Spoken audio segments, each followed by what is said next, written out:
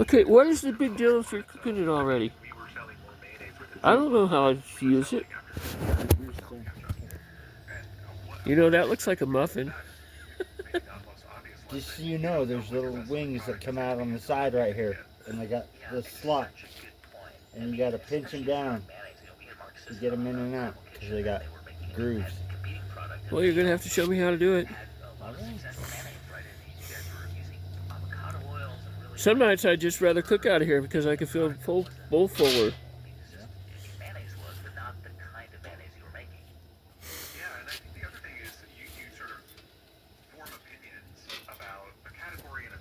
Is that a black cat? Where? Where? Right down below you. Is that a black cat? Maybe. What do you mean, maybe? Yes or no? Yes. It is a black cat. I thought they were bad luck.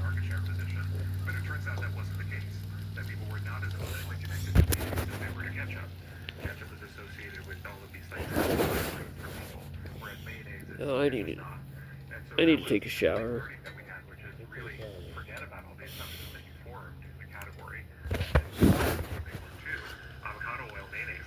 I thought I was only going to be able to put a couple of my clothes that I was washing in that bucket.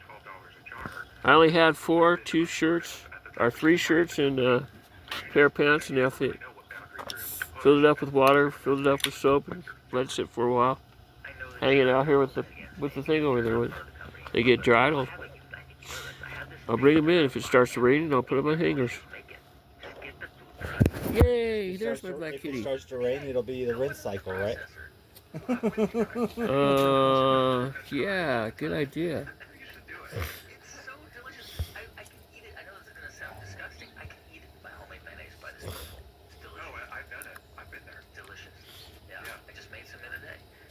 Whatever happened to that shirt that I had that was pink and said coffee?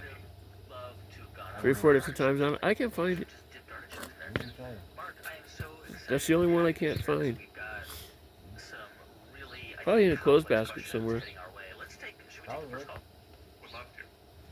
Well, nobody would steal that. I mean, that's not a hot item. Everybody's got a coffee shirt. There's our best friend again. Look at that kitty. Come here, kitty. Come here. You want to play lap, kitty? Want to play lap, kitty? Was that a meow? Really? You want to? Hey, good kitty. I didn't know you could meow that loud. That's the first one I've heard from you.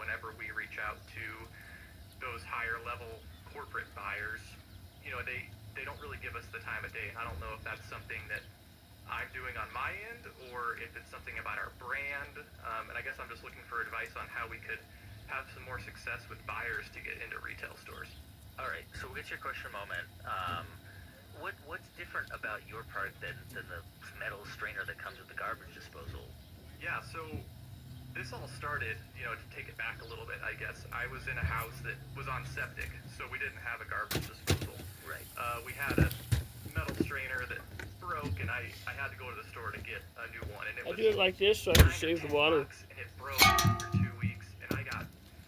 Too smart for a white girl, huh? See my rinsing cycle? Oh wait.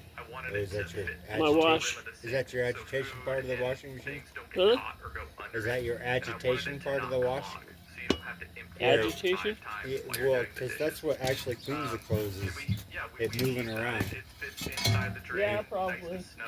nothing sneaks past it, and it actually, it can fill up completely because the hollow central stem drains water if the basket's full. All it needs to And do is it just keeps soak a rocking, little man. bit. It's non-stick, so it empties into Soap the and trash water, can, no it'll problem. clean. And it's significantly different than any other strainer. I don't know of any fully flexible sink strainers out there. Yeah. And are you like an industrial designer? Is that how'd you design it? No, I'm an emergency medicine PA. I have no experience with anything. You're a physician's assistant even now? Last time I tried this to is your side hustle. Yeah, no, I wish it was clean my that a little full-time bit job. better by But no, I running just the learned how to stuff use down 3D on design there. software over the course of, It didn't 6 work. months, and we prototyped it and then It found never a worked. manufacturer here in the U.S. to make That's it what Star for Trek us. said. Are there, I think this is maybe related to your bigger question, but do you have other products in your innovation pipeline that you're working on, like other problems in the kitchen you're trying to solve, or not right now? No, we do, and that's part of the I think coffee feedback might be we've in heard the from buyers is that they want somebody the that has thing a over line. there. They don't want to just have to pick one product to bring into their store. They want somebody to come in that has 20 never products seen that it they can either. just hang on their shelves and it works out. And we don't have that. And I've gone through it in my head and thought, maybe I should just bring out products that are, status quo. They're not anything special, but they're just more products to have in a line. But I don't know if that. I don't know if I want to branch out into being a kitchen utensil brand, right? I think we want to be an innovative kitchen and plumbing brand. So I'm designing right now a hair catcher for a bathroom sink. We do have a stopper. And yeah, I mean, it's hard because I don't want to dilute our brand because I think what makes us so special is that the product is actually better. It's a better mousetrap, if you will. And I don't want to come out with a spatula that's the same as every other spatula because I feel like it doesn't, it's not really what our brand is about, but maybe that's what we have to do to be able to break into retailers. Well, take a quick step back. If you think about how do retailers make money, what's the retail business model, and why might they be frustrated with a single SKU brand? Ultimately, they're not really in the business of solving consumer problems. They're in the business of making money. And so for every vendor that they work with, there is some amount of fixed costs associated with that, right? Communication time, invoicing, chargebacks, and so on. And so the easiest thing for Ace or for True Hardware to have is like 3 vendors to only work with OXO and 2 other ones, right? A good, better, best model. Which is why, like, if you take the ketchup category, circa 15 years ago, there was a good, better, best brand. That's it. There was the value brand, there was Heinz, and maybe an expensive one. Because the fewer brands you have in the same amount of space, the less work it is to manage your shelf and to make money from your shelf. So from a retailer's perspective, it's always easier to have fewer, bigger providers. So that's probably why you're getting pushed in that direction. For your specific brand, I mean, I looked at it online. I think it's beautiful. I love that you're solving a specific problem in a different way. So it's not obvious to me that there's anything wrong with your brand. And I would strongly recommend you don't breach your own brand values there, right? I'm 100% in agreement with you that if your brand is about solving problems in a way no one solved it before, then you have to stay true to that brand commitment that you've made. Yeah. And not to make it all about condiments, but when we launched mayonnaise, it would have been really easy to just say, well, let's just launch like a mayonnaise that looks like every mayonnaise in Whole Foods, but we didn't. It took us a long time to say, well, how would Sir Kensington's make a mayonnaise in keeping with the quality of the ketchup? And that was by creating a supply chain for certified humane free-range eggs. We were the first company in the country to use free-range eggs.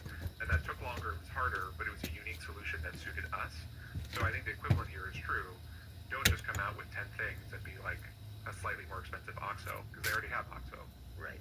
As you're thinking about product development, one encouragement I would have for you is as much as you are focused on solving a real problem, and that should be your starting point, there's lots of different sizes of categories in the general store that you're playing in, right? And I don't know what the relative size of a sink catcher is versus a hair catcher for the bathroom versus XYZ product that I could go buy from Ace. But as much as you can figure out what are the category sizes, what is the depth of competition, what is the turn rate on these items, what's the margin that the manufacturers and or the retailers are making, those should all be factors as you're going through the process of figuring out what do we make next. Yeah. And, Sir Kensington was no less brutal and ruthless about going through that qualification. There's a million things we could make. We ended up in mayonnaise for lots of reasons, not just because it seemed like an obvious adjacency, but also because it was bigger than ketchup, and the turn rate was faster, and the margin structure was better, and our co-packers could make it. And so, I would go through that same create the checklist, and if you don't have any money to buy data, which I assume you wouldn't necessarily be buying data here, you can go to your local stores. Whoever you're selling Gypsy to today, just beg, borrow, plead with the store managers and say, help me out. Like, what sells well? And cross-reference that with your own problem-solving interests, and that should land you somewhere that is both a good idea and is a good business. Yeah. That's great advice. I want to see that, like, I want to see a commercial, an advertisement of, like, the garbage disposal guy, repair guy, just, like, bored, like, swatting flies, waiting for the phone to ring, and then, Gypsy, keeping your drain clog-free since 2019. We're the company that makes water flow. You make That'll be water our thing. flow. Yeah. You make the water flow. I like that. That's it. I We like got it too. We just did this in a think group. I like it. All right, cool. Pat Early, the brand is called Gypsy. Good luck. Thanks for calling in. Thank you so much. All right, Take care. cool. I like that. You're nailing the slogans. Yeah, right? I mean, you've had to call a plumber before. Yeah. I have had that exact issue. I've had a bad sink catch. Yeah. I'm the one, I don't do the cooking in the house, so therefore I do all the dishes in the house, and I'm the one who's cleaning out that sink trap 3 times during a wash.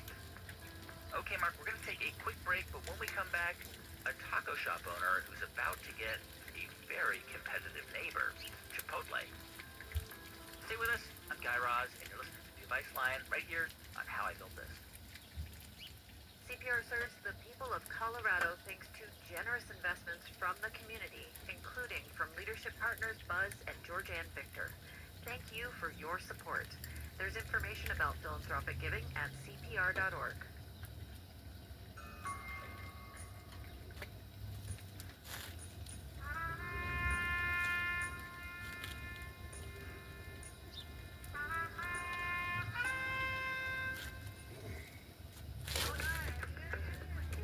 Snap judgment means your mother, your kids, the dog, and your boss are just gonna have to wait until the story is over. Join me, Glenn Washington, for Snap Judgment. Snap Judgment. Storytelling with a beat. Nah, this is Saturday afternoons at 2 on KRCC and CPR News. Support for NPR comes from this station and from Indeed, committed to giving job listings increased visibility with relevant candidates through its sponsored jobs feature. Learn more at Indeed.com/NPR. From Lilly Endowment, a private foundation supporting NPR's coverage of religion and spirituality. And from the Joyce Foundation, committed to advancing racial equity and economic mobility for the next generation in the Great Lakes region. Learn more at joycefdn.org. Hello and welcome back to How I Built This. I'm Guy Raz. If you're just joining us, you're listening to an excerpt from the How I Built This Advice Line, where I bring back a legendary guest to answer business questions from up-and-coming entrepreneurs. My guest today is Mark Ramadan, co-founder of Sir Kensington's. So Mark, let's go ahead and take another call. Yeah. Hello, Lucas. Welcome. Hello, Mark. I'm honestly honored to be here. I've been listening to your podcast for like ever. Thank you so much. Tell me where are you calling from and your business. What's the name of your business? So my name is Lucas Manteca. I'm originally from Argentina. I've been living in Keme Courthouse, South Jersey, and a small seashore community right by the beach. As a chef and entrepreneur, I'm the proud owner of Taco Shop, the quick service restaurant with focus on made from scratch tacos and plus. Got it. Okay. And tell me what question you brought for us today. So, what are your thoughts on tackling Chipotle as a competitor? Like, should I try to attract some investors to scale my business? to piggyback on Chipotle's strategy to establish locations that capitalize on their customer base and market influence. Got it. Okay, we're gonna get your question in a minute. So right now you've got one taco location, one taco shop, which is in Cape May Courthouse, New Jersey. Is that right? Correct. That's correct. And you opened this in 2022, from what I understand. Correct. And tell me about how it came about, how that restaurant came about. So I've been in the food industry for about 30 years, pretty much. I've been a chef. I opened multiple restaurants. I started, hot dog stands. I own a sea salt farm. So I'm a naturally entrepreneur and chef, right? Yeah. So after the pandemic, we kind of shrink our businesses, keep the things that they make sense for us financially and concept-wise. And we decided to put, all our gains pretty much into one concept that was taco shop. Yep. So we opened this concept as, the idea of a QSR, quick service restaurant, and we are doing great. We serve in a small community, a very seasonal community. Because Cape May is right on the Jersey Shore there. Cape May is right, we're about 5 minutes from Cape May. And our concern, with the price increase in food and, restaurant industry as tough as it is right now, our concern really is having a competitor as Chipotle coming into town. Is Chipotle in town? Are they near you? They are about 150 feet. They're supposed to open this summer about 150 feet from us. Wow, okay, so you've got a taco shop. It's a one-off, and Chipotle is about to open up there. And so, besides tacos, it means tacos, burritos, just, what you would find, similar to what you would find at Chipotle?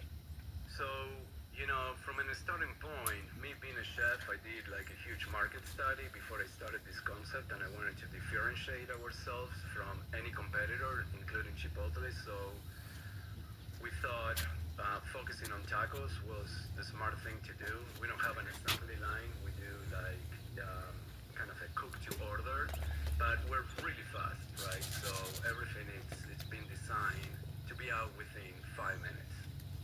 Mark, you faced a giant competitor, Heinz, with your ketchup, with your Kensingtons, and of course, Lucas is facing the impending arrival of Chipotle 150 feet from his taco shop, which is obviously a massive multi-billion-dollar, empire.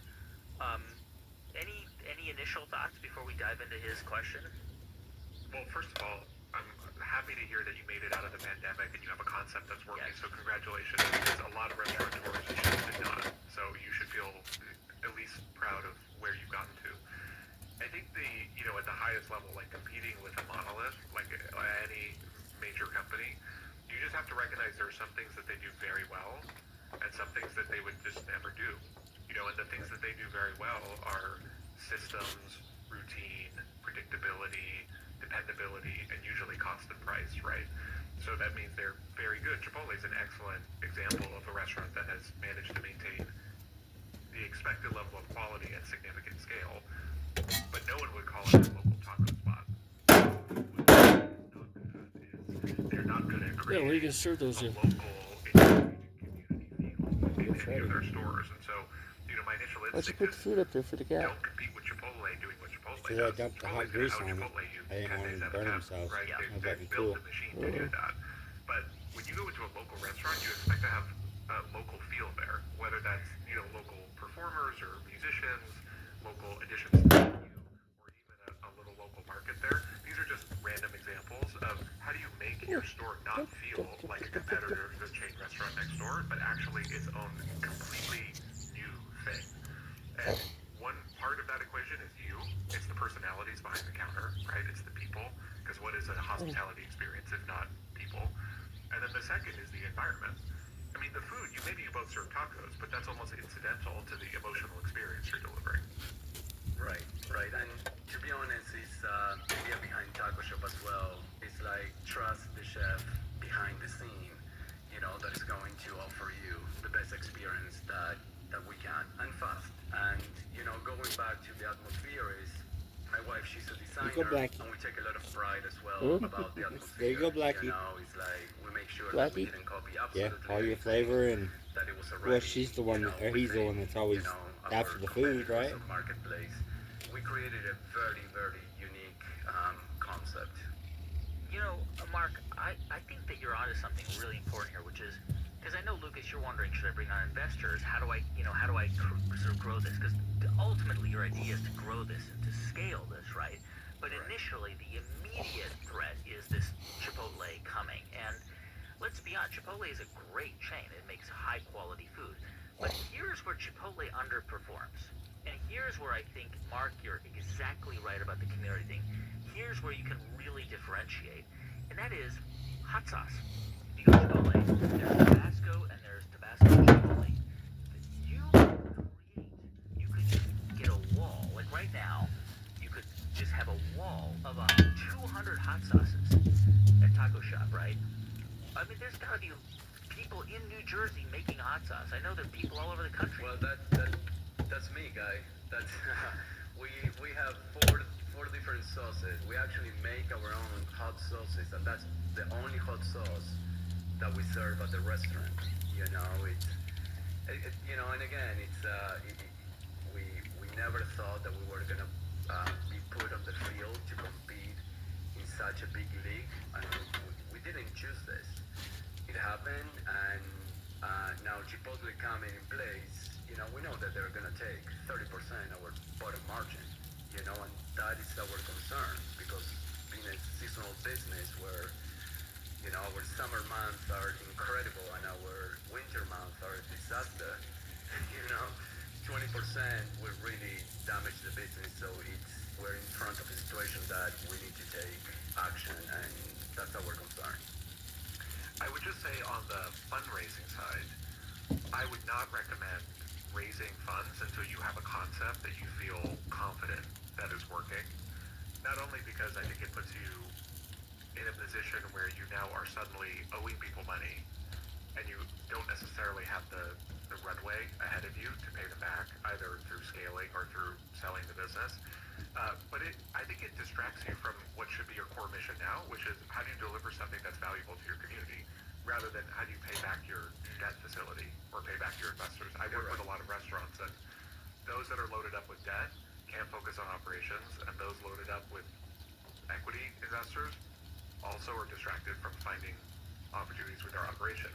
So I would definitely focus on, I mean, I'm not saying don't raise money in the future, but typically you would want to wait to do that until you have the concept that's humming and buzzing and you feel like I can't help but open a second location. And I think you get there by creating a cult following, right? I mean, Chipotle scaled, Sweetgreen scaled, all of these businesses scaled because they first had a home base that had a cult following. You want some cheesy Yours will look different than Chipotle's. hash browns? You want some cheesy hash Again, browns? not to What? repeat myself, but You want some I'd cheesy encourage hash you to really browns? think about how do you deliver a service that is not Yeah. tacos to your guests. You may serve tacos, but what's the service? What is the environment they're walking into? Why are they coming there? And if the answer is because your tacos are better, I don't think that's a long-term sustainable differentiation from Chipotle. Not to say yours aren't delicious, but it's tenuous if they're 100 feet away, right? Right. But how do you create something that's more, that's emotional, that's cathartic for people? You know, that's the beauty of local small businesses. Yeah, that's a great idea. Chipotle is never going to compete with that ever. Right. And the other thing is the quality of what you're producing, the quality of your ingredients, your pedigree. You're making the hot sauces. I didn't know that until you told me that. Yeah, we make our hot sauces. We make fresh tortillas every morning. In-house. I mean, this is not, I don't see this on your website. Maybe you're advertising at the restaurant. But man, I mean, I feel like as part of your brand Bible, we make everything in-house. You make your tortillas. I'm eating that. You make the hot sauce. Like you steep the chilies in vinegar and you're making it. I want to try that, but you have to tell me that. Yeah, that's a good point. Mark, any final words of wisdom for Lucas? I guess I would only say do whatever you can to keep track of the community that you're building and stay in touch with them.